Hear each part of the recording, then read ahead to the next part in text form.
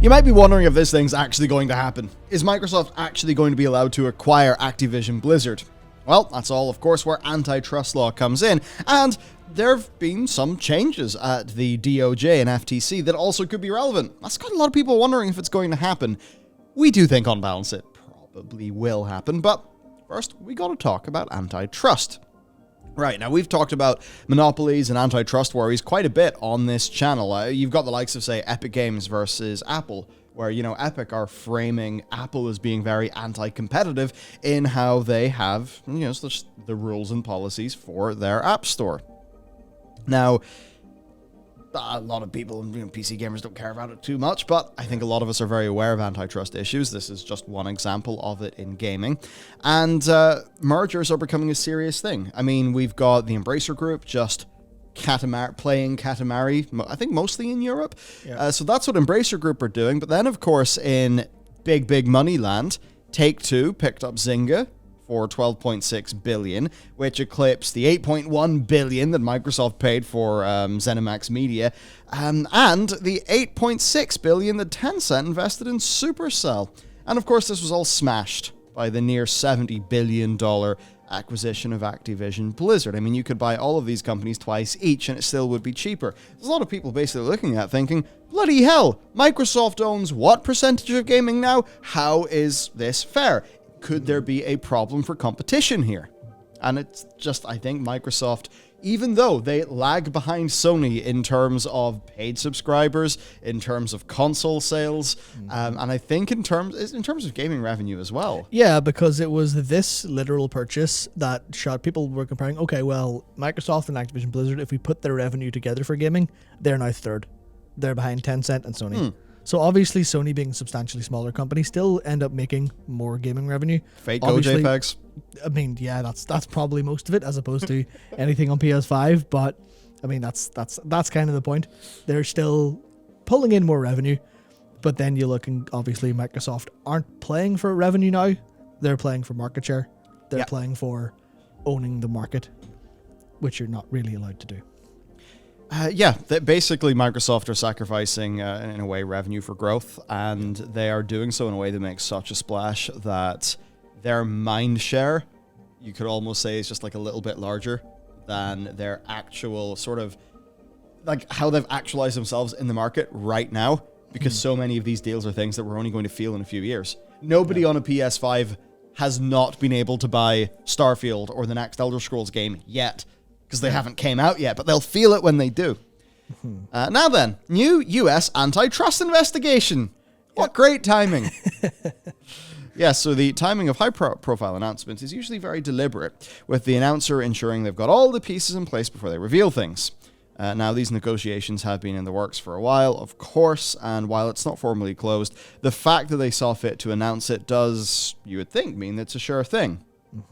Not so fast. Quite a lot of discussion about basically anti-monopoly regulation hitting this. If you're wondering, could there be roadblocks? We think maybe. That's it. It's a resounding maybe. There's no firm yes or no. Yeah. We'd be bullshitting if we kind of came to you with, like, the solidified take. Yeah, that's the fun thing. There's so many different angles and so many different ways to look at, which we'll get into like most of them here. But there's so many different ways you could look at this for what markets they're moving into, what competition's going on, how the FTC and DOJ traditionally look at things, and the fact especially that they haven't really looked at gaming very much recently, or at all, ever. They've been focused on the big tech side of things as opposed to the big gaming. But then now that those two are starting to, cross the line and bleed into each other with metaverse talk, it gets very interesting. So it is like, this deal is definitely unprecedented as far as gaming is concerned, but it's also fairly unprecedented as far as business is concerned, given the complexities. So the fact, like, we're just going to have to wait to see what happens, but obviously we can work our way through it. Yeah, so, right, the DOJ and FTC launched a joint review of antitrust merger guidelines. I mean, good timing, guys. Literally the same day. So the FTC chair, Lena Khan, said via live stream shortly after the news, the FTC and DOJ today are jointly launching a review of merger guidelines in order to better assess and combat unlawful mergers. And I guess another thing too, this has been a very large political topic, especially like surrounding big tech and stuff in the States as well. So I think like quite a lot of the political will is also pretty engaged. Now, you could say they're engaged in this because they know it's going to be popular, because I think we're maybe at an all-time high of suspicion against the big tech and all of that. Definitely. So that certainly means there could be a bit of a fire, maybe a bit of political will. So the FTC also posted a lengthy Twitter thread. Love those. What weird times we're in. Outlining how recent evidence indicates many industries across the economy are becoming more concentrated and less competitive. Imperiling choice and economic gains for consumers, workers, entrepreneurs, and small businesses. Damn. All right, so now this is not them talking about Microsoft and Activision-Blizzard, but as you said, big tech, games, metaverse. Oh dear, they say metaverse one time too many, and they summon an antitrust case. Yeah, there was because I was watching an interview on CNBC between it was Kara Swisher was on it alongside the FTC chair, who's like the youngest chair in FTC history and like relatively new to the position, I understand. And she was saying that they basically need to rewrite the rulebook because there's so much going on in terms of like, you look at competition in a market traditionally and it's like, oh, well, they're selling so many games. Obviously now there's no way say Sony can sell games now that Microsoft own the market. That's not how it is anymore. It's a lot more complicated. And you have to look at things like user engagement metrics, where it's like, is big tech hoovering up all the user engagement away from games? Is, even technically speaking, you could think about it in the way Netflix said sleeps are competition, or how Fortnite's are competition now, because it's all of this is just the attention economy as opposed to like individual markets. It's all getting so absurd in terms of incentives that that clicker game about turning the entire universe into paper clips. It's like, it's going to turn out that Netflix's R&D department is the one that finally makes the 8 hours of sleep pill, so they can get you to watch more Netflix, and then we're left in some vague hellscape. So you just think about it. They own so many games. They really do. And when, as you say, when these companies start talking about sleep being the competition, it's like, shit. And I mean, Netflix's recent results were actually not particularly good. I saw on stock Twitter last night, stuff dropping. So I wonder, maybe it's time to spin up that biotech arm there, Reed. Okay, so the FTC and DOJ are, of course, able to block mergers and acquisitions that they believe could substantially lessen competition.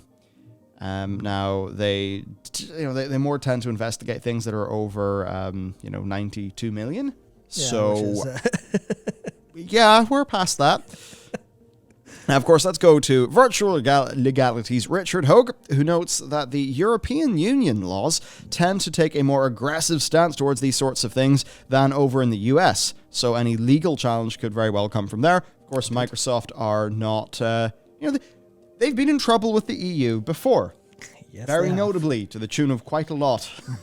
Yep. So there could be more investigations, basically. That's the read here.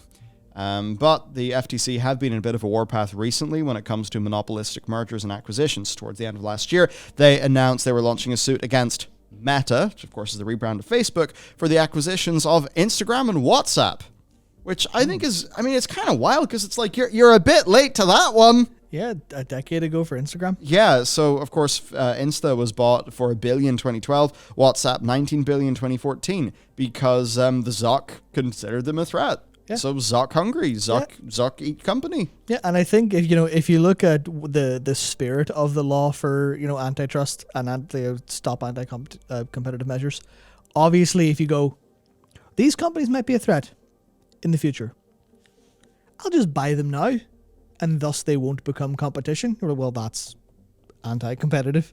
Yeah. So if you're throwing your weight around, you can kind of say, well, they should have caught them at the time.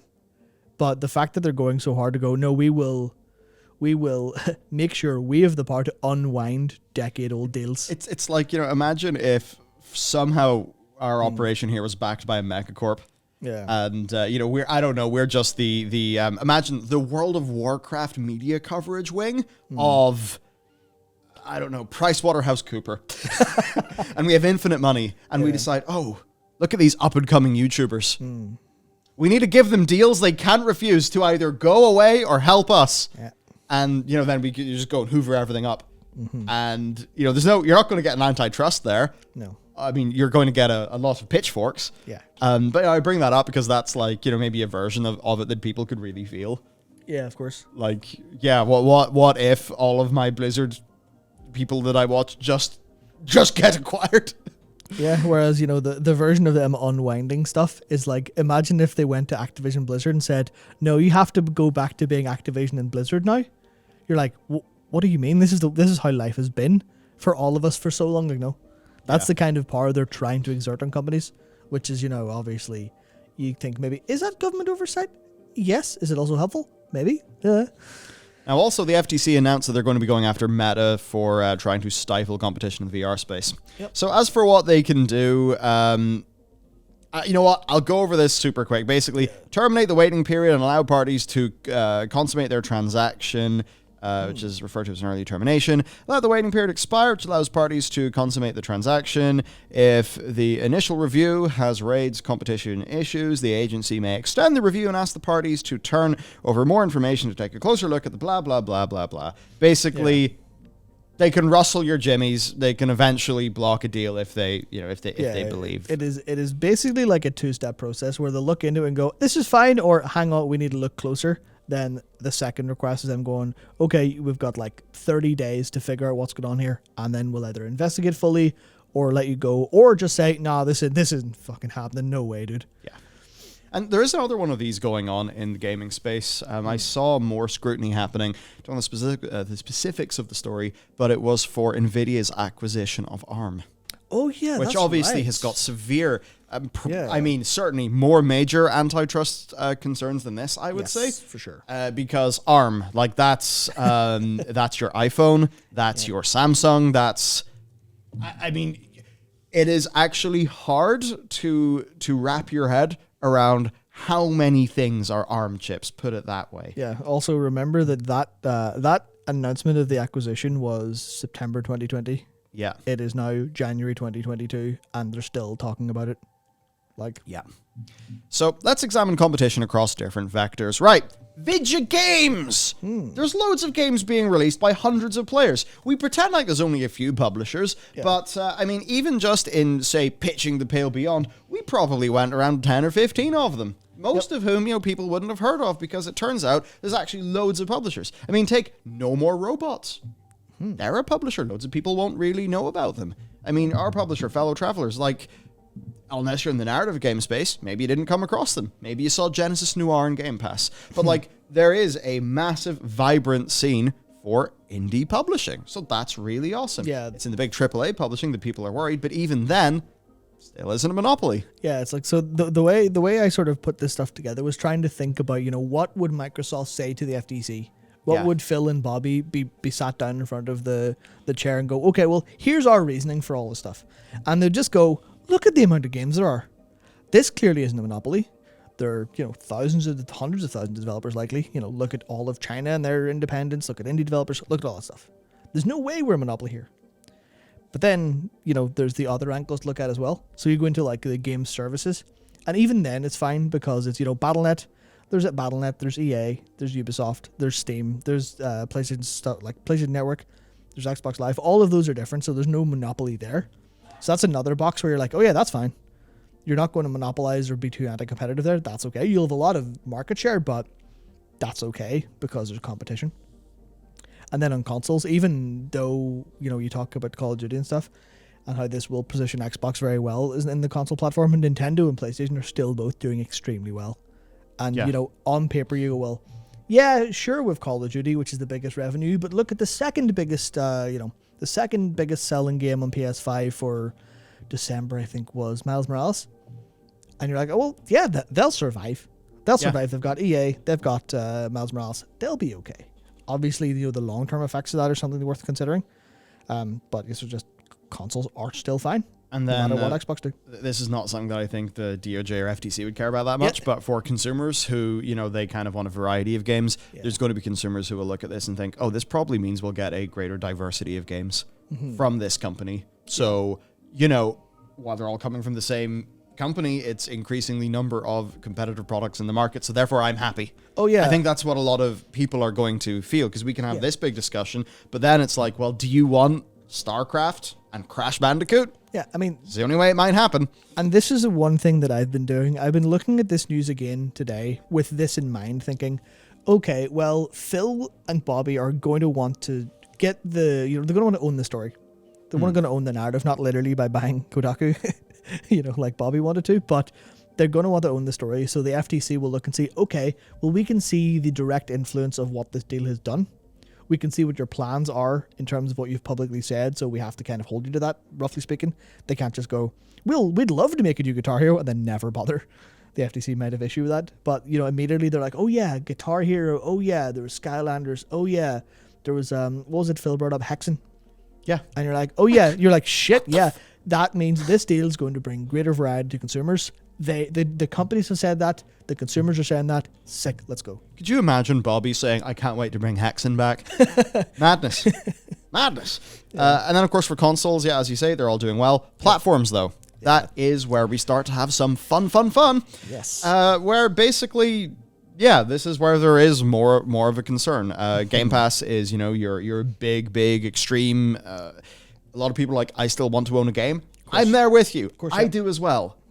But fuck me sideways. Is $12.99 not a really good deal for at least for me, the amount of video game play that I get out of that, and especially in the context where my girlfriend has my Microsoft account. So actually, two people get to use that, and I get to use that service playing on the Xbox Series X. She does as well. She then logs into xCloud on multiple devices to play games, right? Like, like she's also in the game development space, so even just for doing research. Yeah. So it's like, for so many people, bloody hell, it's such a good deal. It really is. It's madness. And I really hope that Sony are able to do something great with Spartacus. Same. Because you know what, actually?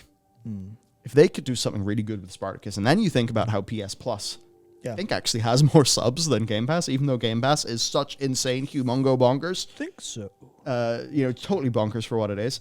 I wonder if that would even force more of that big, just wad of cash out of Microsoft into Game Pass investment. Hard to say. You're right, by the way. It's PlayStation Plus in September 2021 had 47.2 million subscribers, which beats Game Pass's 25 million.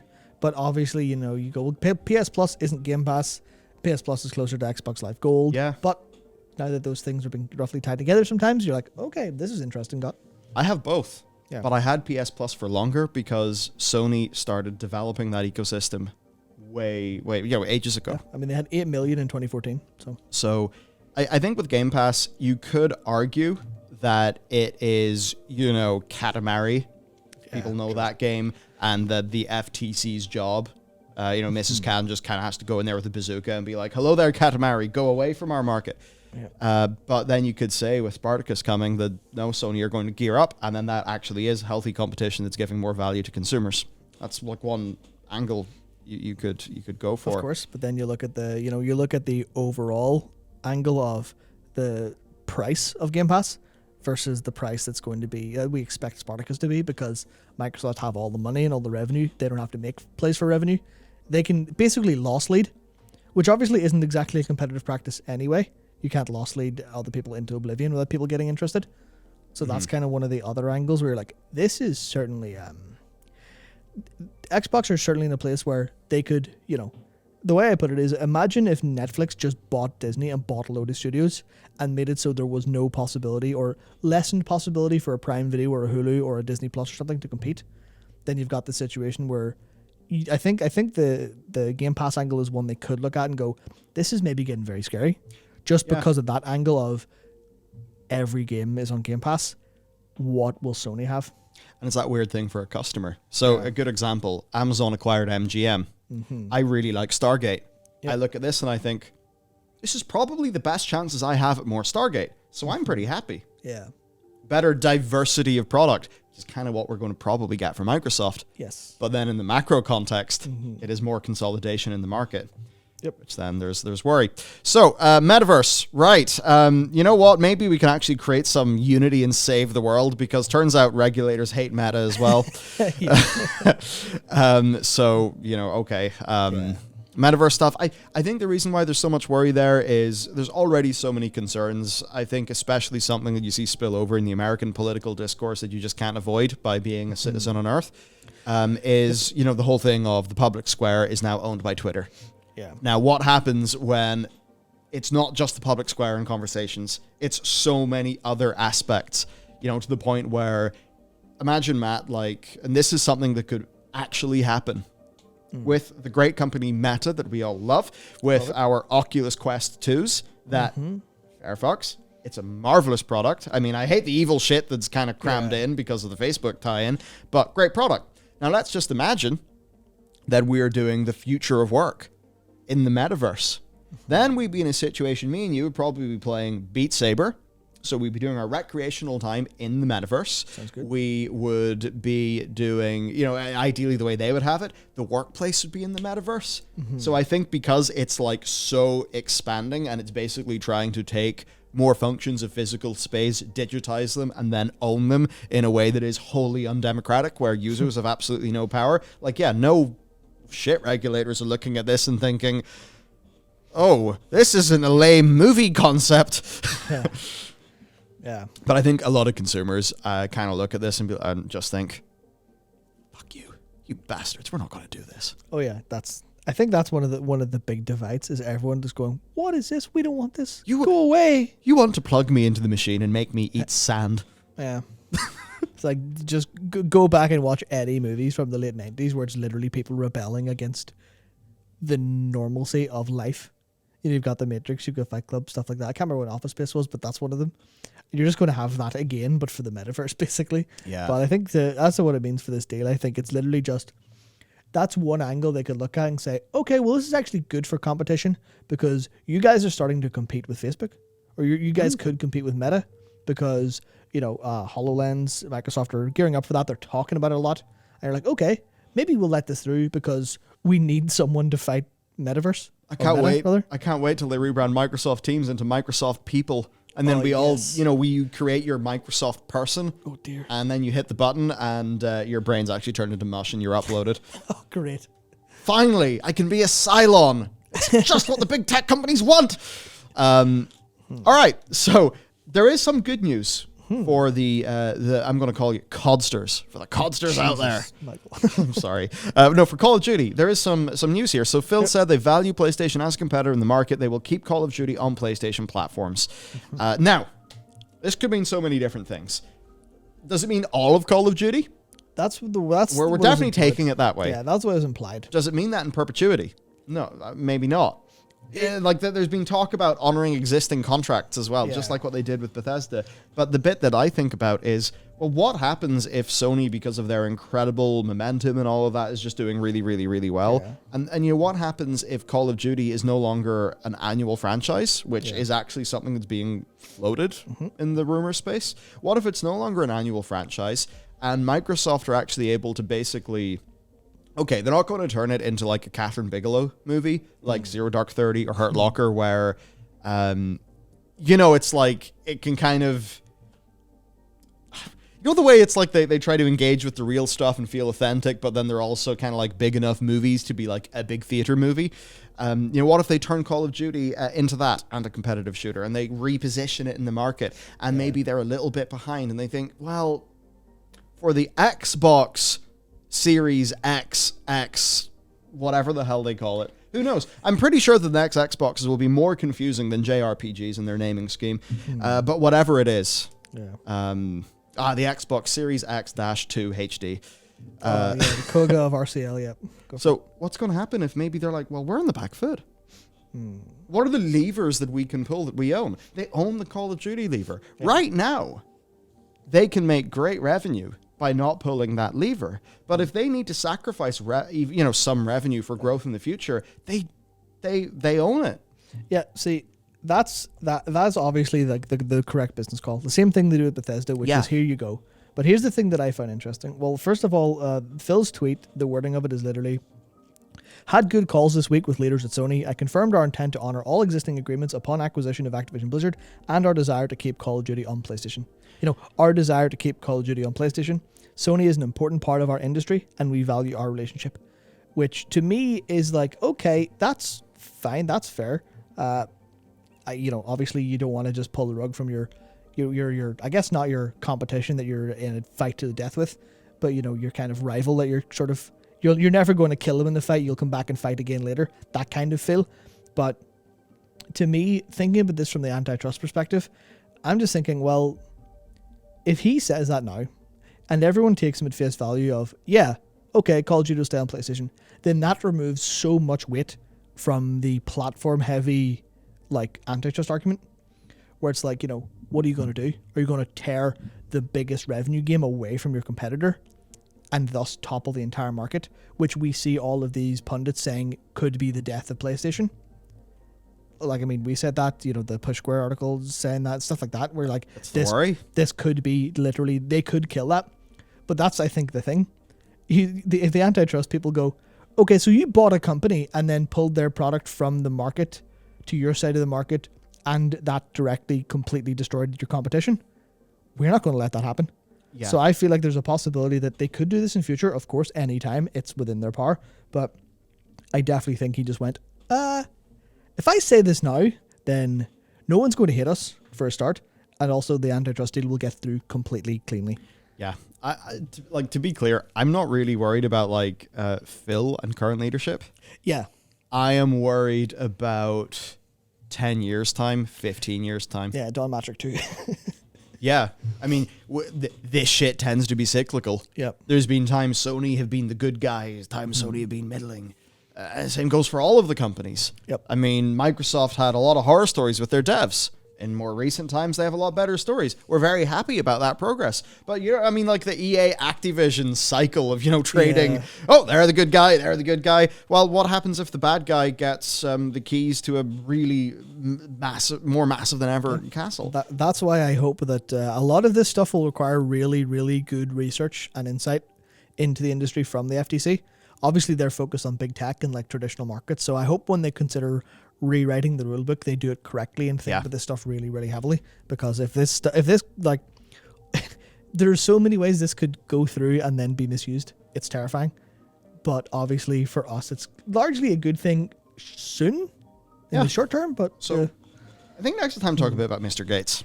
Because I think Bill Gates is more modern, I guess, brand is, I think what they try to portray is that he's some sort of, kind of goofy nerd genius philanthropy man. Yeah. And that is a lot of what he does. But the thing that people might forget about Bill Gates is that he was a fucking shark. Oh, yeah. He was a vicious, brutal business leader. And he really was, right? He gobbled shit up. He made, it's the sort of thing, smart plays, obviously, plays to grow his company and all of that. And, some people would say, well, if you're leading a big company, maybe you got to be a bit of a shark. But there are times that did lead to Microsoft getting in trouble, really only escaping by the skin of their teeth. So back in 2001, they had a 3-year legal battle with the DOJ over antitrust that originally stemmed from the upset that Internet Explorer was tied to the Windows operating system. They actually demanded Microsoft be split into 2 companies, one for Windows, one for other businesses and home software. They came really close to losing this because the US Court of Appeals in June 2001 upheld the original June 2000 judgment that Microsoft was in violation of antitrust. But the appeal court rejected breaking up the company because they believed the judge was showing bias against Microsoft, which effectively stalled proceedings, and the DOJ dropped a huge portion of their argument and didn't seek any further remedy against Microsoft. They basically intended to hamper Microsoft's ability to secure exclusivity agreements with partners, but the impending launch of Windows XP and conflicting views and priorities within the government administration meant that it basically just fizzled out. So, that was big. Microsoft were so close to being broken up. Now, I think for that same Internet Explorer thing as well, the EU, the EU went after them so hard, and I think they had to pay a pretty hefty sum. Yeah. Can't remember how much it was, but it was big. Yeah, so as for what some other people are saying about this, because it's worth kind of going on, seeing what people are researching and bringing up. So Activision closed at $82 on a deal worth $95 in cash from Microsoft. We don't see any antitrust issues. In no way does Microsoft have any extra pricing power. The deal goes through and you make $12 upside. Silly markets today. That's from Ross Gerber, who, of course, big investment man. Yep, co-founder and CEO of Investment Advisor.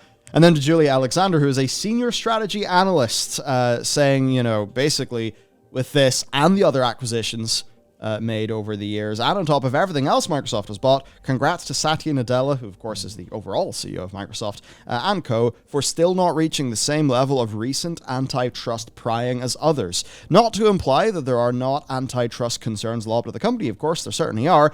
It just doesn't seem/feel as frequent as concerns brought up against Amazon/Facebook. Last thought, while it makes sense some titles go exclusive, there is the revenue loss from not licensing that's high. If Microsoft buys up the market for platform exclusivity, then that's just a great way to get yourself in a lot of trouble. Yep, which is why I think it's like, basically they have the bullet with Sony's name on it, but if they even show it off or think about firing it, the FTC will say, no, we're taking that away from you. Yeah. And for Josh, who also does strategy stuff, basically just saying, I'm wondering if Microsoft buying Activision is also a bet on long-term Republican governance, since the sole reason they weren't broken up as a monopoly 20 years ago is because the Bush administration dropped the antitrust suit against them. So that's another interesting thing. And when we're dealing with deals that are this size, the actual state of the state of the nation is really important. Now, the only thing is, obviously, we're not in America, so we're not really sort of passing any judgment. But I have seen a lot of worry about antitrust kind of come from both sides. Yeah, I think. Maybe people will think that maybe one side is a bit more infiltrated by lobbyists than the other, but I don't know. They all seem pretty infiltrated by lobbyists, as far as I can tell. Yeah, I think hard to know. Generally comes down to, I think, big tech, especially Meta. I think Meta's been doing most of it realistically with all of the buying up of just fucking everything. But I think that's where a lot of the fear is coming from. And, I don't want to say, I'm not big for government and fiddling with things, but in this case, better the devil in a sense, where I think that hopefully that will trickle down to stuff like this, because as much as I actually don't really mind this deal, largely speaking, in the short term, there's definitely fear of, if this continues, like we've been joking about every time an acquisition happens, you're like, all right, well, in 10 years' time, will it be Microsoft, Tencent, and Embracer, and maybe Take-Two hasn't been swallowed whole yet? Is that the future of video games, where you buy from one of these three platforms, and that's everything? And I don't think anyone realistically wants that to happen. Yeah. It's okay. Strauss-Zelnick will get so powerful, he'll pull off a fucking Louis Suave moment. Perfect. And bam. Perfect. We got to keep the bromance with Strauss going. Yeah. So next up, then, we've got just some talk of Phil and Bobby on antitrust. And I brought up the Google Chrome help menu. That was not helpful. So as for what they're saying, basically, of course, Phil saying, had good calls this week with leaders at Sony. I confirmed our intent to honor all existing agreements. Of course, that's exactly what they did with Bethesda before transitioning basically all the Bethesda things over to being Xbox-y things. But now they can hold, like I said, they can hold on to that bullet. Yeah. Because of antitrust concerns might come in. And then, of course, just saying Call of Duty and PlayStation. Yep. And do you know what I think the thing is there, actually? Because if you think about the revenue from Elder Scrolls and Call of Duty, there's no comparison. Elder Scrolls is massive, and it would be a system seller, but there's just no comparison. So I think if there was one thing to really make an explosive antitrust, it kind of would be that. I mean, could you, even imagine the headlines? I could almost imagine it being on, maybe it's a slow news day in the UK. It's on the front page of The Sun, PlayStation lost Call of Duty. That's the kind of tier where I think everyone would know about it, or read about it, or hear about it from somewhere. And it would really shift so much of public consumption and understanding of these platforms. Yeah. That it would be just, like you say, explosive. But what if that copy of Call of Duty also effectively came for free with your Super Noodles, which is the other thing that I like to bring up with this. Microsoft do not need to pull Call of Duty from PlayStation to win. Yeah. Because, if you're a Call of Duty gamer, right, what are you doing? Well, you are going to buy the Call of Duty game.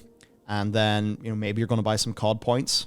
Yeah. You're going to be staying there through the whole thing. Of course, we're not in the days where they're doing the paid DLCs. But there's a decent amount of spend there. Now, what happens if you have a discount on any optional spend by being a Game Pass member? Of course. What if you have that? What if, of course, it's just included day one? You could have a situation appear. Okay, so Game Pass, it's what, $12.99 for Ultimate? I think so. That's and pounds, Ultimate right? includes Xbox Live Gold, which is probably going to be. It's probably just all going to be Ultimate. Because I'm wondering, the cheaper tier. Would the cheaper tier of Game Pass be close enough to buying the deluxe edition? You've got to think about the season passes and everything as well. Probably, so, how much could Microsoft really do with the Game Pass offering to make it so that, you can spend $70 on the latest Call of Duty game on your PlayStation? Or, Game Pass, which will also get you the next Elder Scrolls and all of these games. So they do not need to pull it in order to be extremely competitive and have the acquisition of the Call of Duty franchise specifically really play to them. And this is especially strong if, as some of those rumors have suggested, they really go to Call of Duty and they say, right, well, you know what, we're going to do one of you every 2 years. And, because then you could actually have 4-year game cycles amongst the studios. Maybe they free up some of the other studios to do other things, whatever. And they can really, they can just make the premium storytelling feel just go up and up and up, and then they can really make it feel like this incredible Microsoft, like a big premium blockbuster, and then they can leverage that with Game Pass. Sony are still going to be probably a bit miffed. Yeah. Now, Bobby did say this to VentureBeat.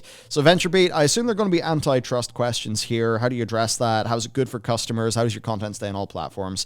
Kotick says he thinks it's important. Yeah, no shit. With Microsoft, most of the content they do has got nothing to do with gaming on every device with a microprocessor and display. And I think that they have no mobile business. So King is very complimentary. But we all realize that gaming over the next 5 years is going to be more and more on phones and other devices. Basically, just talks about they're expanding into a new market, so they're not really gobblings. They're not gobbling up a competitor in the mobile space. So they'll drive the bus, obviously, on antitrust issues. So I mean, they are the acquiring partner, but he's bringing up that there's the other competition. Whether it's Tencent and NetEase. And Alibaba or Sony or Amazon, Apple, Google, Facebook, Netflix. Then you start looking at the second part of competition and content. You realize whether it's Roblox or Minecraft or the variety of other sorts of platforms become available for content creators, there's more competition than we've ever seen for games. Yeah, it's just that obviously Bobby's doing a very smart thing here, which is, games. Almost in the same way that, there are 3 billion people playing games. Yeah, but you're not looking at the damage you're doing to specific sub-markets there, which I think is one of the things I hope the FTC and the DOJ have the ability to read into and look into, as opposed to going, no, it's fine. If we consider people who play Call of Duty a gamer, and we consider people who play Candy Crush a gamer, obviously they're both Activision, but they could go play something else. They could go play Roblox. They could go play Minecraft, and you're like, that's not really how the market works. Yeah, it's like, hey, your mum could play Roblox. There's more out there.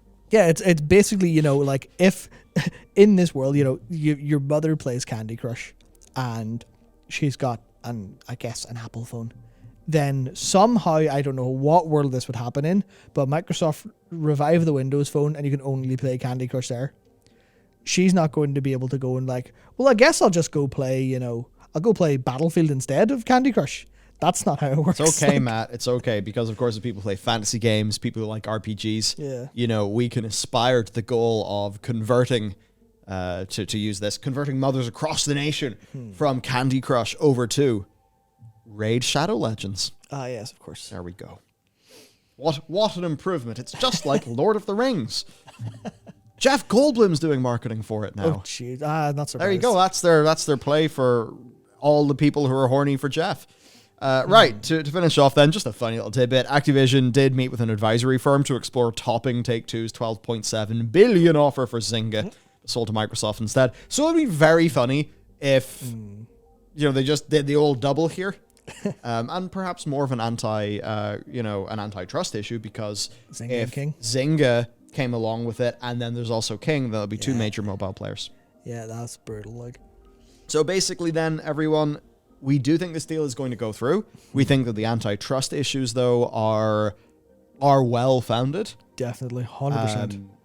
And for the most part, we do just have to say, wait and see. It would be irresponsible to kind of call it otherwise. Yeah, I mean, obviously, even people who know substantially more than we do are all just going, we don't fucking know. Yeah. We think it's fine. There is reasons it couldn't be, but the FTC and the DOJ throwing this wrench in by going, we're going to rewrite the rulebook. You're like, okay. I think for games, obviously, this is a really interesting thing. This is like unprecedented. The 3 major publishers, 3 major platforms thing that we've grown up with for the past, like, I guess, yeah, like 30 years, basically, has all just been completely thrown out. So we're in completely unprecedented times here, and now big tech are getting involved, and antitrust starting to be a problem. So I think we're just in for, I don't know, if anyone can make a good call on what's going to happen, they basically are an oracle, so. Pretty much, yeah. So look, there we go, everybody. What a situation. We need to wait and see how this plays out. Yep. Could be quite a lot of time before we know what happens. Years, probably. Yeah, well, we'll stick with you while it happens. So hit that sub button, stick with us, and hey, see you next time. Thanks for listening.